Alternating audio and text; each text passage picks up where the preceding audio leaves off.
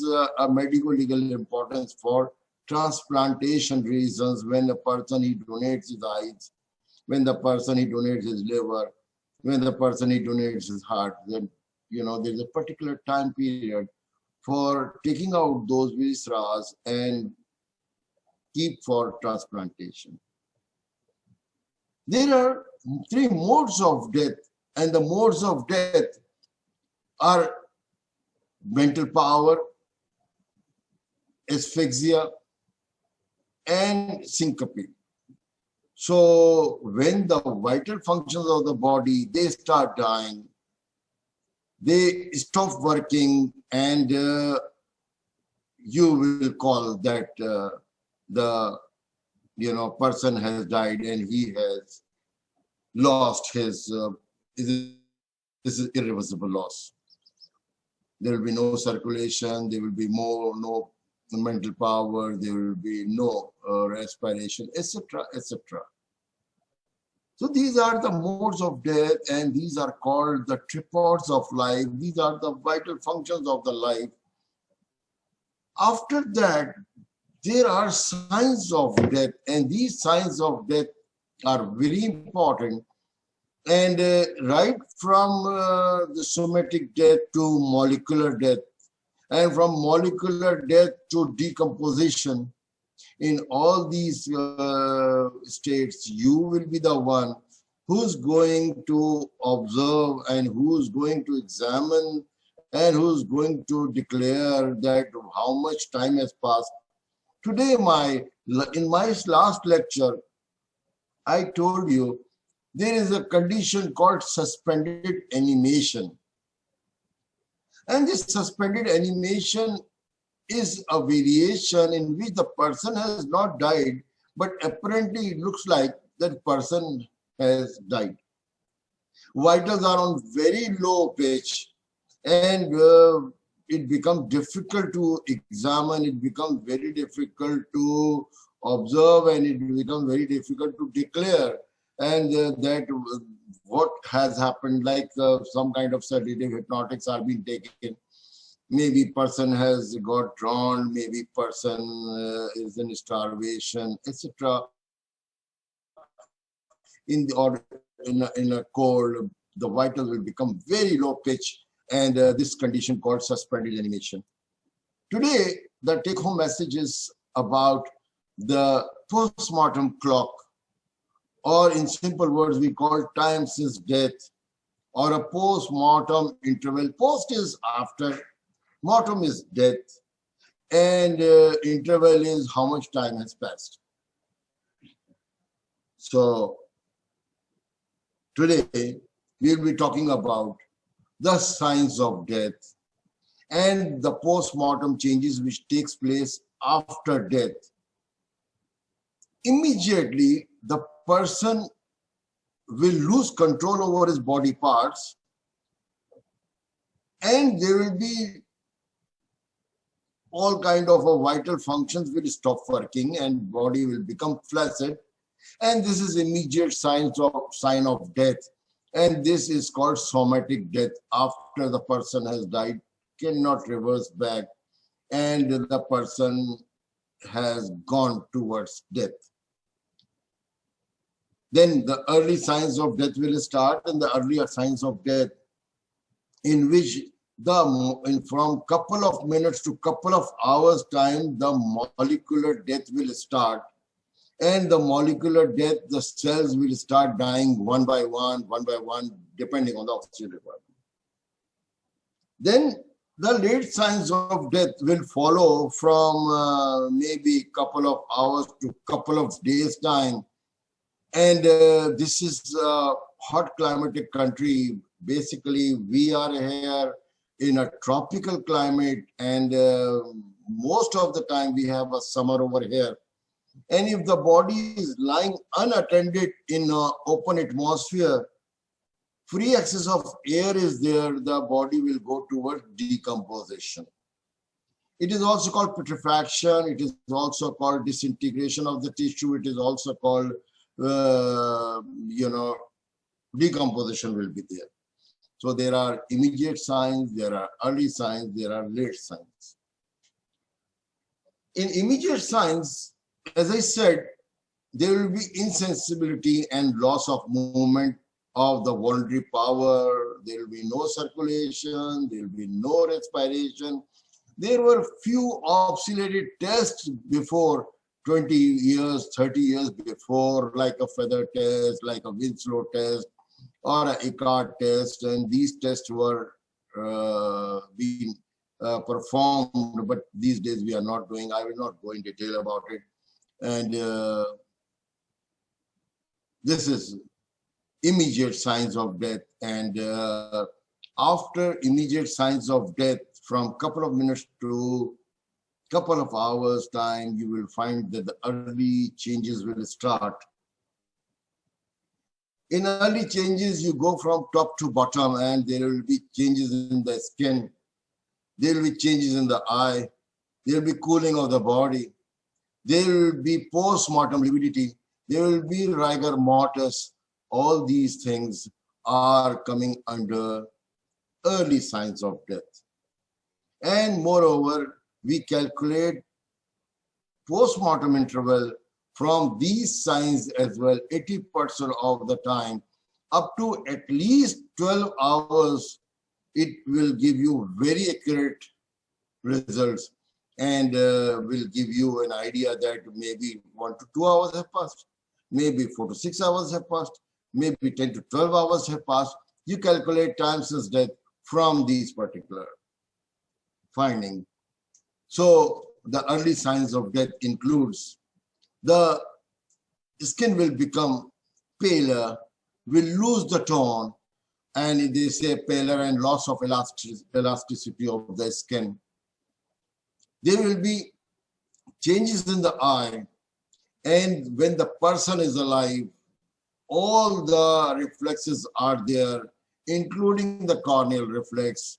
Pupil is constricted, and pupil will give reaction to the light, but when the person has died, will go towards dilatation, and maybe it will become opaque. We are coming to that. Then there will be flaccidity of the muscle. When the person dies, he loses control over his body parts, and the body will become flaccid, will not give any response, will not give any response to strong stimuli.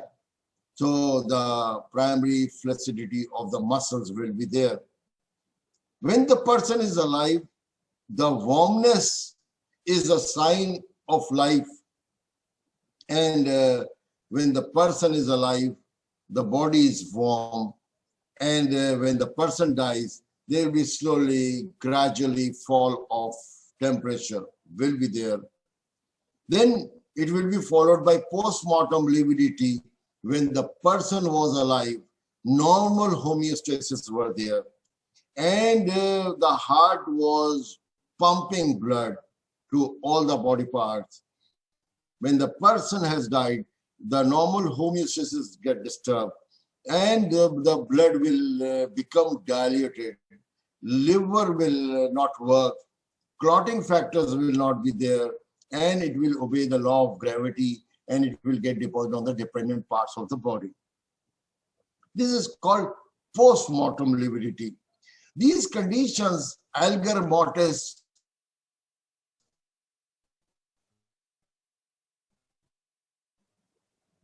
livor mortis, cooling of the body, post-mortem lividity, and rigor mortis. This is the shortening and stiffening of the muscles after death. When the person was alive, actin and myosin been working under the ATP, and when the person has died, slowly, gradually will go towards, before there will be primary relaxation, then the body will become stiff, and later on again secondary relaxation will be there. This is called rigor mortis. So early signs of death has a great importance in calculating time since death or a post-mortem clock, etc., etc. The late signs of death. As I said, after a couple of hours to couple of days time, the body will go towards destruction, and this is called putrefaction or decomposition. Maybe you are passing from somewhere, you get a disgusting smell. Maybe you will close your window. Maybe you are going on a highway and you get a disgusting smell coming from the window. You will close the window. The body or that animal which is lying on the roadside has developed gases, and the gases slowly, because the pressure affects, the gases started coming out. Because of the bacterial action, the bacteria which were in the stomach, and they become opportunistic after the person dies, and they start eating the flesh. And in presence of putrefaction, in presence of bacteria and the autolysis, internal enzyme, decomposition, this is called putrefaction. Okay. Maybe the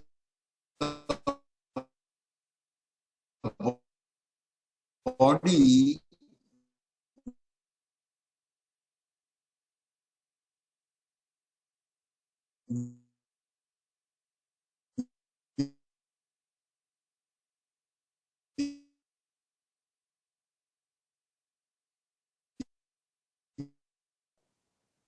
then there will be changes in the eye.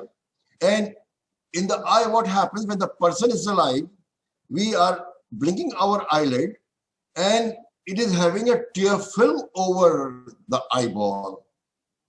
Eye is shiny.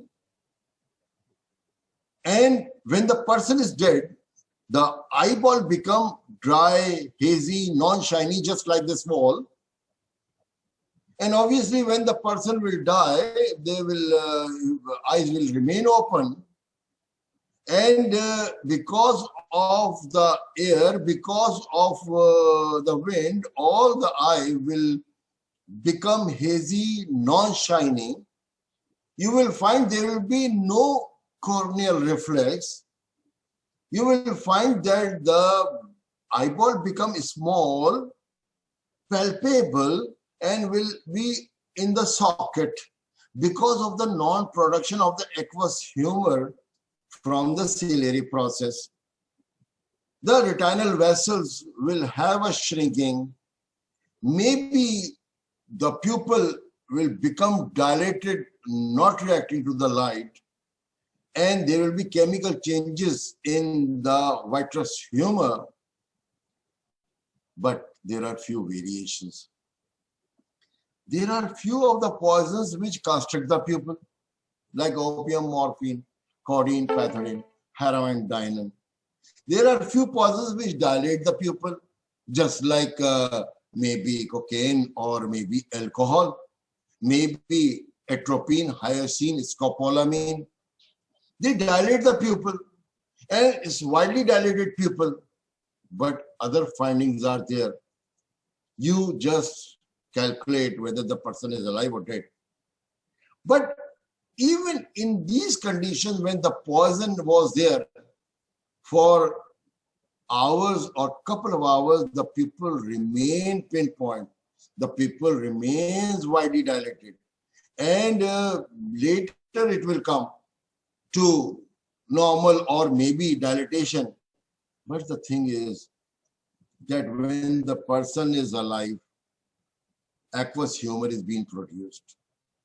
And when the person is alive, the corneal reflex is there, different reflexes are there. There is a condition in which person has gone towards brain death. The brain is not working. How will you decide? That is, you will look for the reflexes, different reflexes. You will move the head. The head will go, the eyes will go with the head like this. And if the person is alive, eyes will remain at one place and the head will be moving. But when the person is dead, the eyes will go with the head. This is called doll's eye movement. You will get this thing in Parveen Kumar book of medicine. Another thing is corneal reflexes are there. Now, that the cornea, as I said, will become opaque due to drying because of the air and the wind. The eyeball become dry and it will become hazy, non-shiny. If the eyes are closed, it will take a couple of hours time. And there are few exceptional conditions like cholera or a diarrhea or a wasting disease. The eyeball start becoming hazy, non-shiny, maybe half an hour before disease starts. There is a condition called tachyonoris. This tachyonoris is a condition at each side of the iris or a sclera triangle on over the sclera. The triangular marks of debris will appearing because of the wind and the dust which will get deposited on the sclera. Will these triangular marks of debris which will stick with the mucus of the eye, and when the eyes are remain open, the triangular marks will appear, and this is called tachyonoris. It is mostly been asked in the Viva and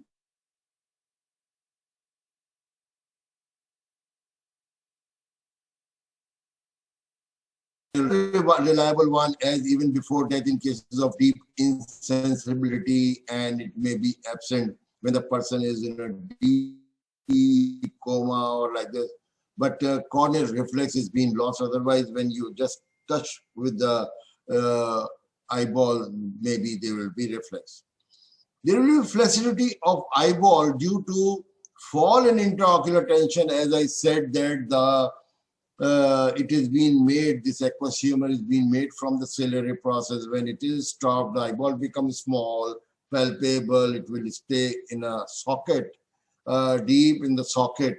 And due to fall in intraocular tension, within minutes of death, the intraocular tension will be reduced, and normally it is around 15 to 25, and later on this intraocular tension will be decreased to zero. The pupil, as I said, maybe is constricted, maybe is dilated, but the rule says that when the person has died, the pupil will become dilated, reacting to the light, and soon after death, due to relaxation of the muscles of the iris, people dilate, and within onset of rigor mortis, they come back to same position due to constriction. But this is not being followed properly. So the pupil becomes dilated after death. Retinal vessels. After death, there will be shrinking of the retinal vessels. This condition is called cattle tracking. This condition is called cattle tracking when the retinal vessels will become constricted, and it shows fragmentation and segmentation of the blood column in retinal vessel within few minutes. And it will last for a couple of hours. Time can be seen by the ophthalmoscope. We will look at the fundus with the ophthalmoscope inside. It is due to the loss of blood pressure following loss of circulation. There will be this condition called cattle tracking. Then chemical changes in the aqueous vitreous humor, or the post-mortem chemical analysis vitreous humor shows a steady rise on potassium levels in decomposition pattern, low sodium and chloride, elevated potassium due to disintegration of the cell.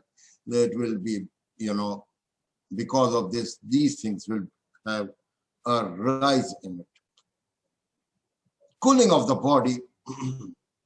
When the person is alive, metabolism is there. Calories are being burned even when the person is at rest and or bedridden, taking respiration. There is a calorie, maybe 1 calorie per kilogram body weight will be burned. And that is making an energy, or body will become warm because of the burning of the calories. And when the person has died, the normal temperature of the body slowly, gradually, it will start falling down. And this normal temperature of the body will come to the normal atmospheric temperature where the body is lying. I'm not saying that the body is inside the coffin. I'm not saying body is inside the grave.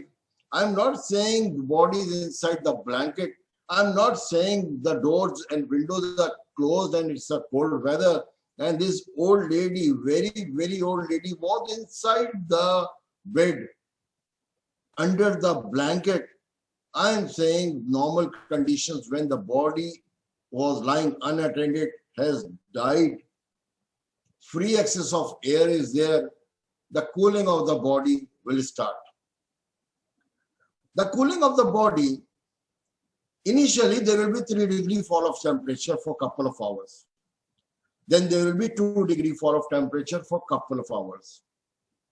Then there will be 1-degree fall of temperature for a couple of hours. And slowly, gradually, the body temperature will start falling down and will come to the normal atmospheric temperature in nearly 12 to 14 hours time. Okay. But if the body is inside the coffin, body is inside the blanket, there is no free access of air, then the cooling of the body will be double or triple delayed. Got my point? And when the body is being thrown in a water, or maybe the body was received on a shore, or the body is being thrown on the shore by the tides, the cooling of the body will be double faster. The cooling of the body will be double faster. And when the body is inside the cover, it will be double delayed.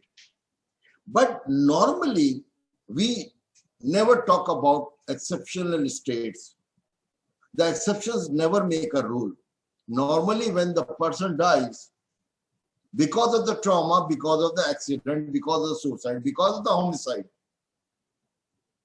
the body is having free access of air, the fall of temperature will be normally 3-degree, 2-degree, 1-degree. One of the scientists, he gave us a formula.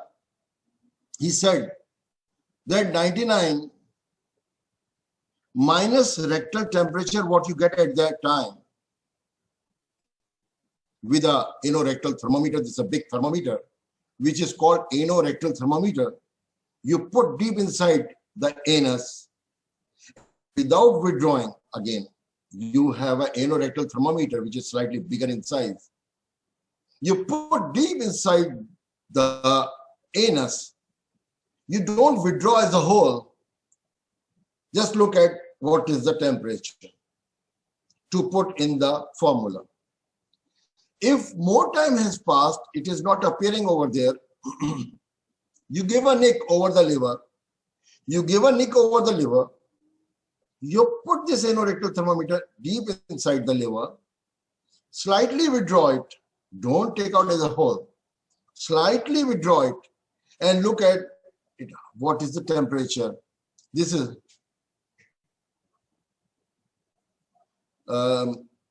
Abrar has asked a question, sir, why sometimes people put ice below the body?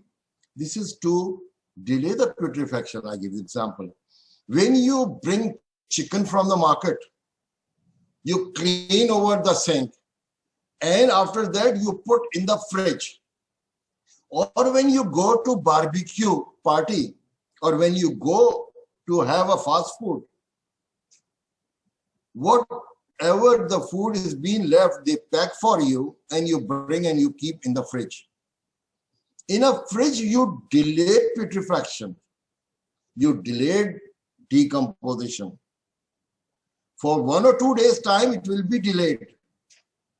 But when you are going back from school, from college, you will take your friend with you and you will say, oh, my broth is lying in a fridge, you will take out, you will put in a microwave. When you take it out, some bad smell is coming. Maybe 3 to 4 days have passed. But if you were supposed to eat that broasted or maybe chicken, after a long time you would have kept in a freezer. And when you keep in a freezer, it is stop putrefaction at that place.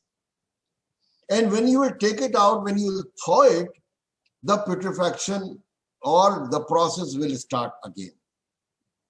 Got my point? In a fridge, you delay the putrefaction. In a freezer, you stop the putrefaction. The question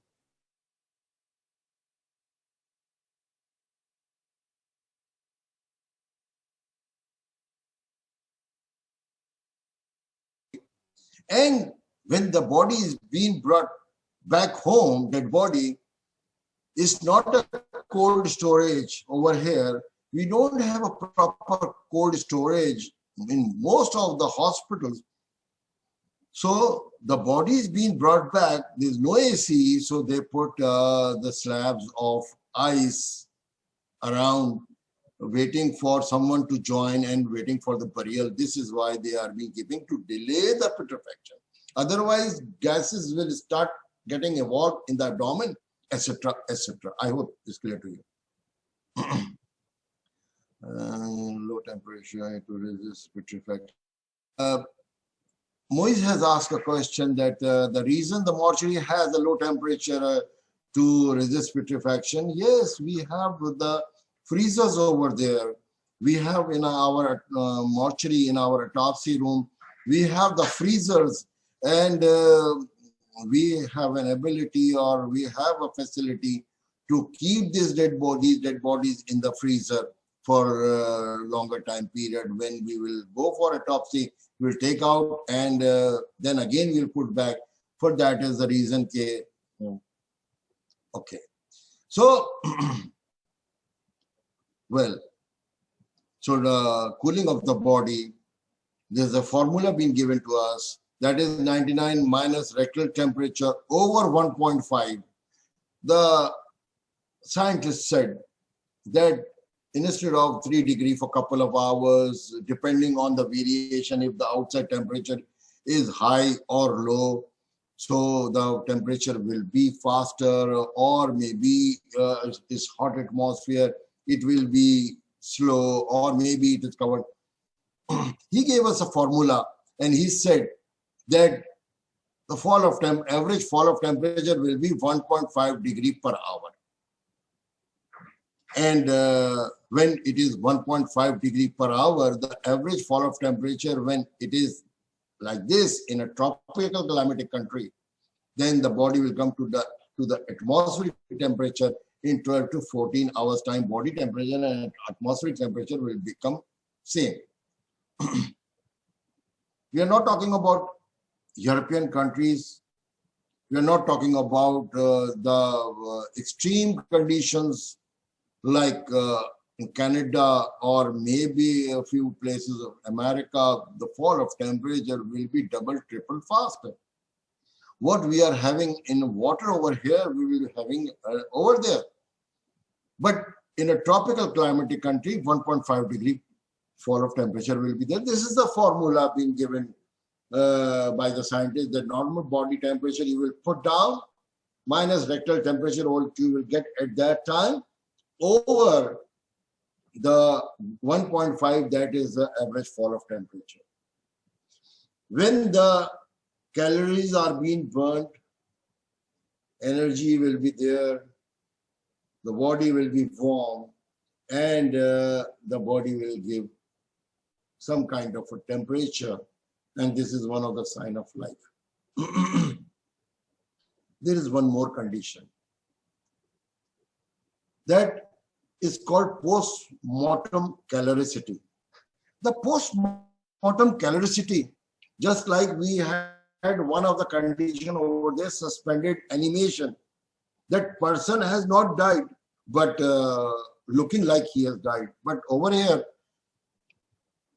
The rule is after death, there will be a fall of temperature 1.5 degree per hour, and it will come to 12 to 14 hours to come to the normal atmospheric temperature.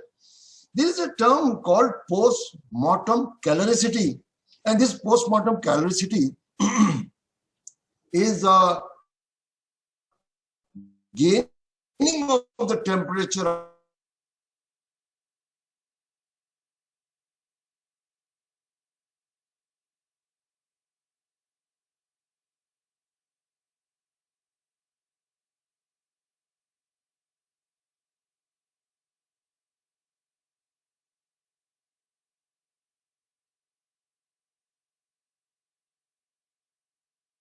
center will be disturbed. Like, for example, you go for a picnic and you are in a water and your head is above the water. When you will come back, maybe your brother will have developed a high rise in temperature and you go for a sponging, etc. So that is thermoregulatory center will get disturbed, and there will be a sunstroke or embolism, muscular overactivity like a tetanus or a strychnine. In case of a bacterial activity like cholera or septicemia, body temperature will be increased, and the gaining of the temperature is called the post-mortem caloricity. There are few of the conditions. This is a variation that there are few of the conditions in which the fall of temperature will start half hour before death, like a person who is having a cancer, who is in a bed for 2 years because of the CVA, who is having a cholera or diarrhea. The body temperature will start falling half an hour before death, and when the person will die, will start continuing that. So the fall of temperature start falling in few of the wasting diseases as well. Then we have a hypostasis or a livor mortis. This is called cadaver rigidity, lividity as well. When the person is alive, this is called post-mortem lividity or sedulation.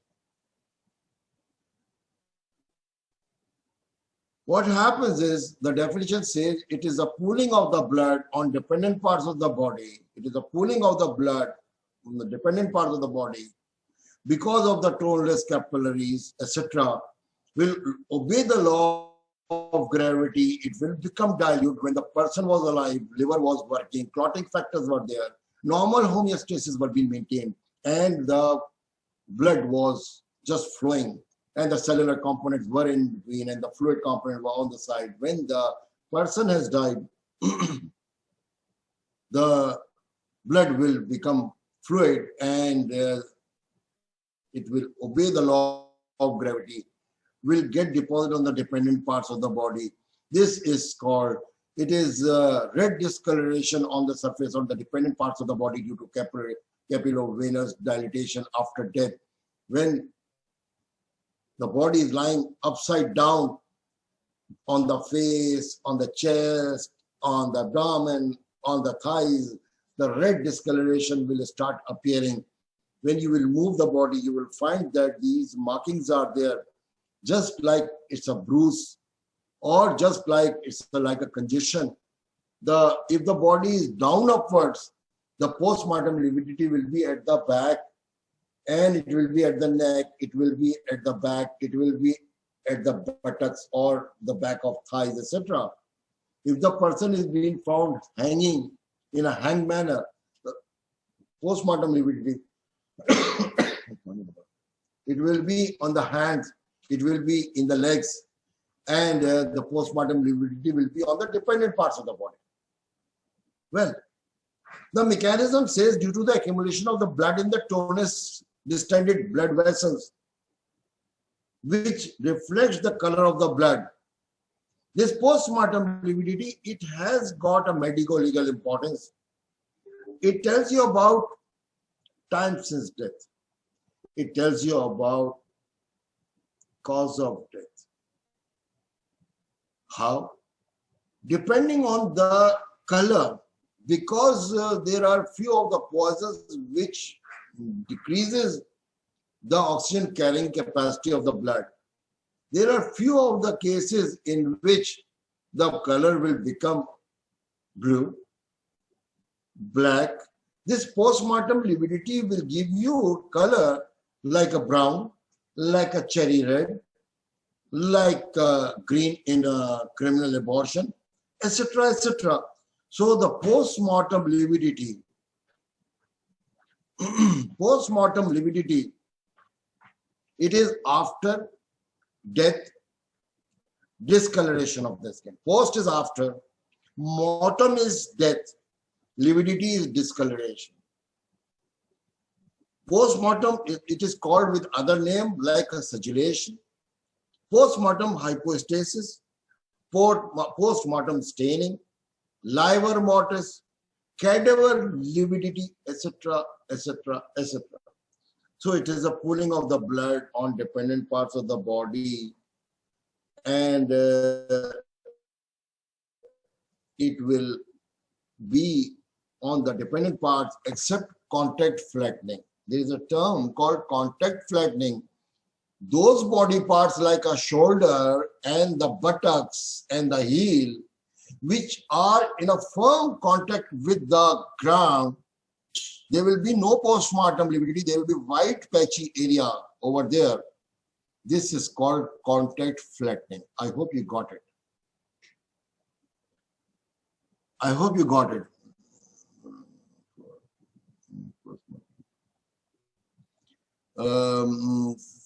Someone has asked me a question that there will be no transient fall of temperature in post-mortem caloricity. When you will remove the body from there, then there will fall of temperature will start, because outside temperature is more, body will gain temperature in a manner, same manner, vice versa. Well, so we are coming to the point that what is the medico-legal importance? That medico-legal importance is, it tells you about time since death. It tells you about the cause of death. It tells you about the poison being used. It tells you about, above all, the position of the body at the time of death. If the person was banged on the head, got a head injury, has fallen over there, to divert the clue, the accused will go to the market, will bring a rope, will hang with the ceiling fan, and will hold this man and will hang with the ceiling fan. The post-mortem lividity will not appear in the hands, the feet. It will come at the original site of the victim, where he was lying for in the initial time. Post-mortem lividity will appear on the original site.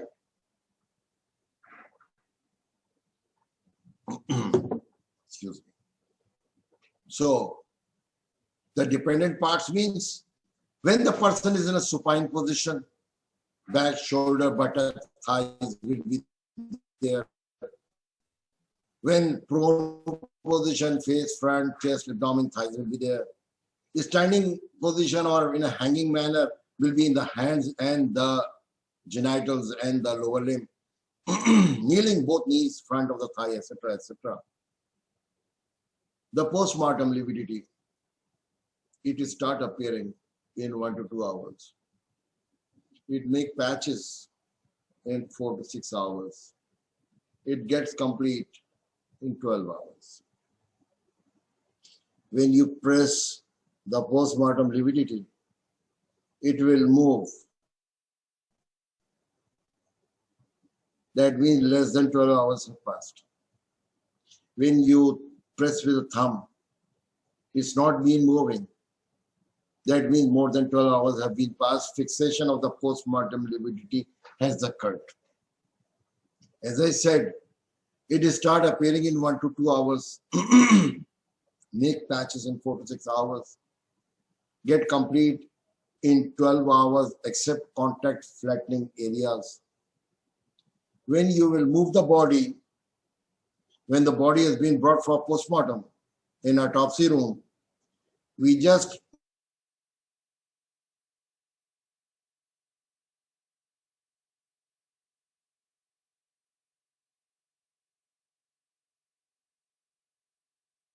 development of things, that means 1 to 2 hours have passed.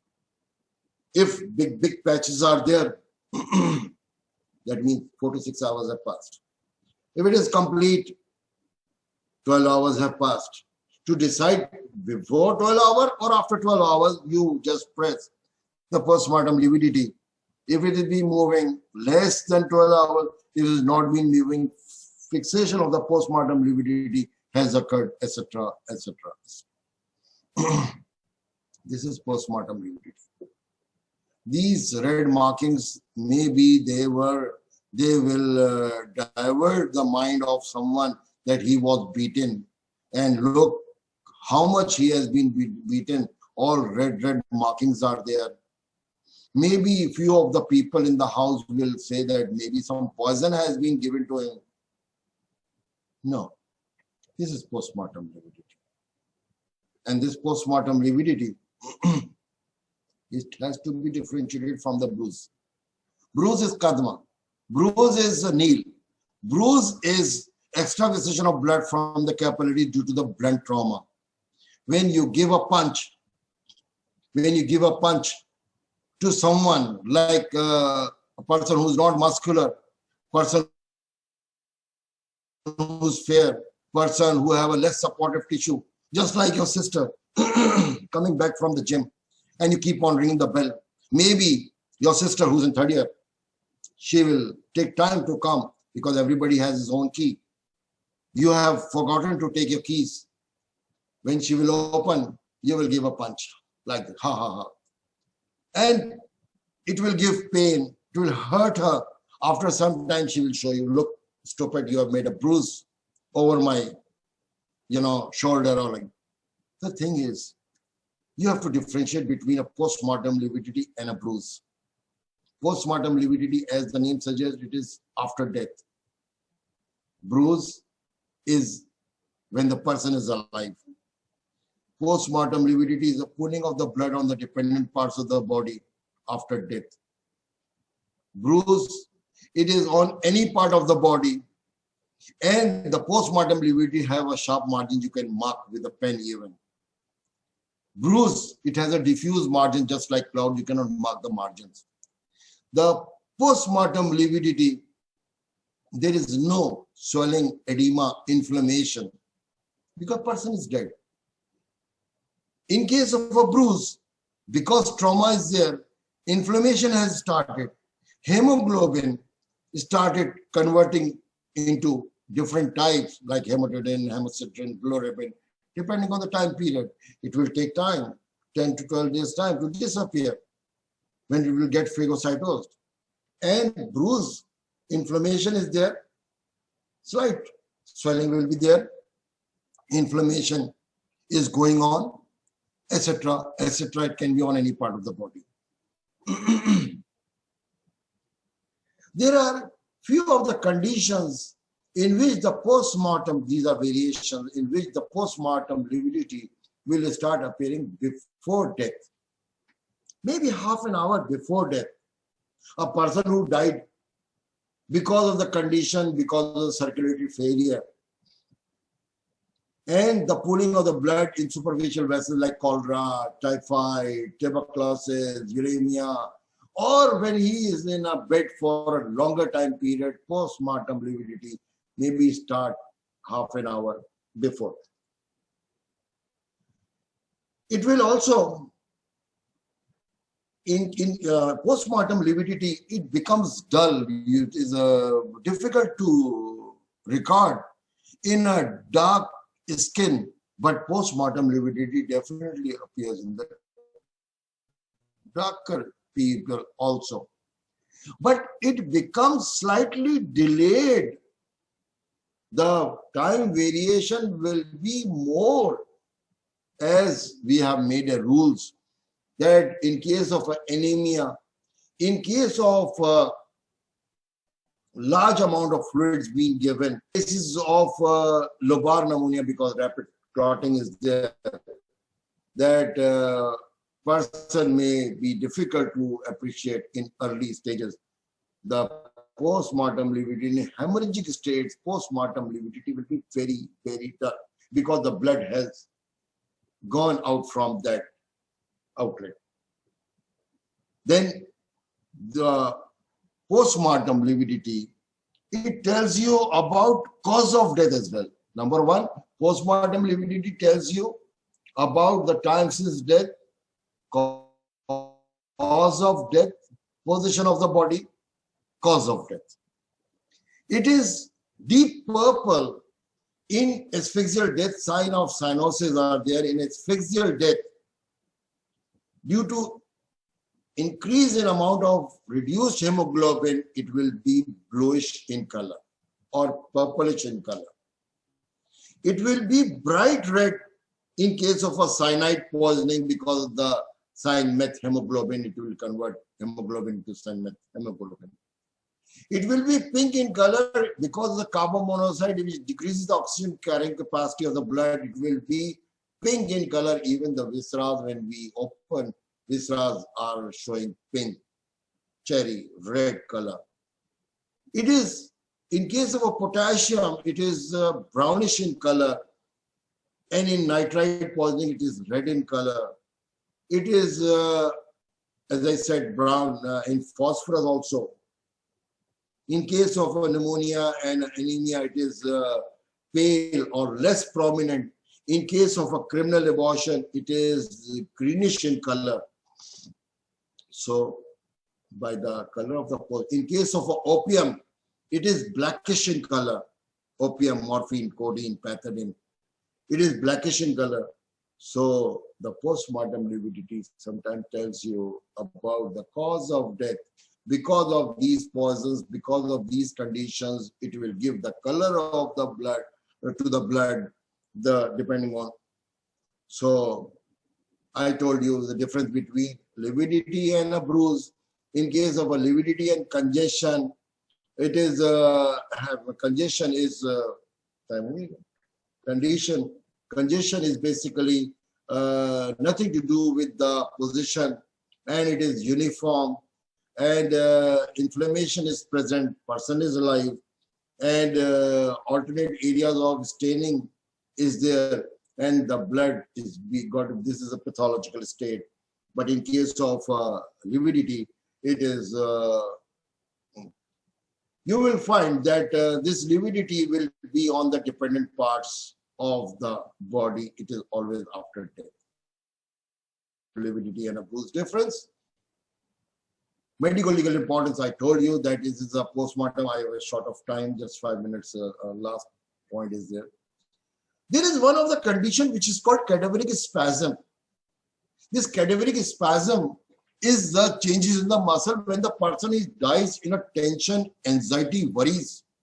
When the person dies because of the severe kind of drugs, like in strychnine poisoning, like nux vomica seed poisoning. The person dies in a knockout in boxing. The person he has attempted suicide when doors have been closed, windows has been closed, farewell letter is lying on the dressing table, and with the gun down upward, right-handed man down upwards, uses the gun will be firmly grasped in the hand, and it will be down upwards, and the facial muscles will be same like what he was having at the time of incident. In front of the mirror he is sitting and he died. He goes into cadaveric spasm.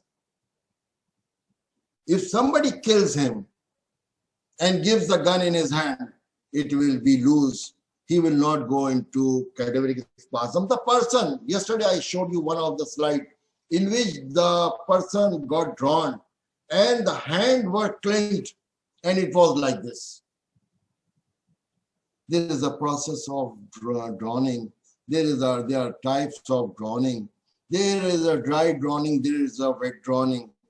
But the thing is, in this condition, the slide I showed you yesterday, the person has got, because he died in a tension, and his hand become clenched like this.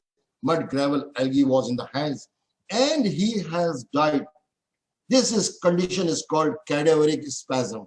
I told you in boxing, who got knocked out, his hand will be like this. Soldier who died on the front, his hand will be like this. Person who has attempted suicide, his hand will be like this. and the weapon will be firmly grasped in his hand.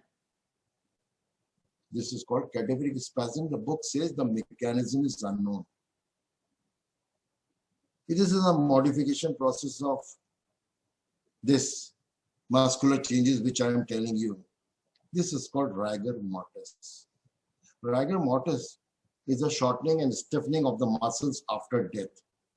Rigor mortis is a shortening and stiffening of the muscles after death.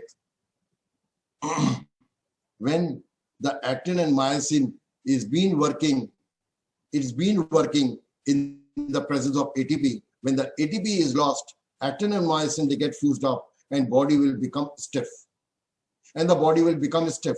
You must have seen dead bodies has been tied over the face, over the big toes. Why? Because if the person will die like this, it will be difficult to move him. It is difficult to break the rigor mortis. And rigor mortis is the shortening and stiffening of the muscles after death. What happens? The changes in the muscles. The stage of primary flaccidity, there will be generalized relaxation of the muscles for a couple of hours time. There will be stage of rigor mortis for few hours.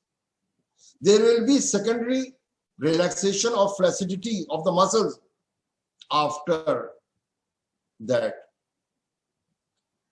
With the disappearance of the rigor mortis, muscle again become flaccid because of the destruction. The body will become flaccid. But rigor mortis, it start appearing in 4 to 6 hours. After that, it will get complete in 12 hours again. Rigor mortis, the mechanism causes actin and myosin get fused up in the absence of the ATP. In the beginning, there is a primary flaccidity or primary relaxation. Then there will be rigor mortis. Then there will be secondary relaxation. In cadaveric spasm, which I told you, there was no primary relaxation. Person has gone directly into the stiffening. Secondary relaxation was mochut. Primary relaxation is not there. Rigor mortis is there. Secondary relaxation is there in cadaveric spasm. Mechanism unknown. But in rigor mortis, shortening and stiffening of the muscle, there will be primary flaccidity. Rigor mortis, secondary relaxation. It will start appearing in 4 to 6 hours. It will get complete in 12 hours. It will stay for 12 hours. It will start going after 12 hours when the body is going towards putrefaction. It will start going after 12 hours. So 12 to the 24 to 36, to the 36, it has a value for 36 hours. Rigor mortis, it has a value for 36 hours. More muscular body, more rigor mortis. Weak body, weak rigor mortis. So, the rigor mortis, as I said, it is a state of post-mortem stiffening in which both voluntary and involuntary muscles. It will start appearing from eyelid muscle, facial muscle, neck muscle, chest muscle, recti, thigh, go down. And it start disappearing from eyelid muscle, facial muscle, neck, chest, abdomen, recti, then going down. Rigor mortis, it develops involuntary, both the muscles because actin and myosin is present in all the muscles. It is a state of post-mortem stiffening in both voluntary and involuntary muscle following the period of the primary flaccidity. Each muscle comprises of myofibril made up of protein, actin, myosin in an interdigiting arrays. ATP is required to maintain relaxation of the muscle, which is absorbed by the muscle. In a state of relaxation and utilized for contraction after death, some amount of APT is available till molecular death, but after that, as it not available to maintain relaxation, the actin myosin complex develops stiffening and produces muscular rigidity, which disappears with autolysis of the muscle fibers after after some duration, internal enzymes, bacterial action, they start eating the flesh from inside. It will go towards secondary relaxation. The sequence, I told you, the sequence is it start appearing from the eyelid muscles, goes down, etc., etc. What is this rule? When rigor mortis sets in early, it remains for shorter time and disappears early. When it sets in late, remains for longer time and disappears. These are variations.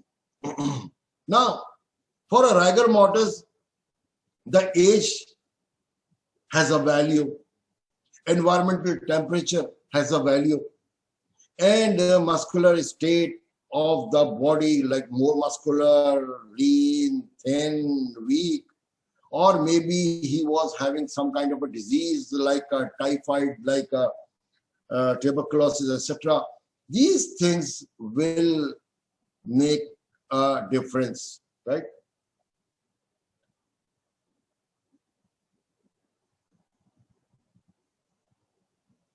There's a difference between the rigor mortis and heat stiffening. Rigor mortis is a loss of ATP, and the mechanical will revert rigidity or results actin-myosin complex or disappearance. Whether heat stiffening is when you just get a body, burnt body is having a boxer's attitude, or this is called pugilistic attitude. Extensor tendons has been burned and shortened, and body will be like a boxer's attitude. Coagulation of the protein will be there, and it will be called as, but it has a no value for calculating time since death. That is heat stiffening. By rigor mortis, you can calculate. Difference between rigor mortis and cold stiffening, and when the person, he will go towards in a temperature 3 to 4 degree in the snow, or when the person has gone, the body will be having a cold stiffening, and when you will take out the body, it will get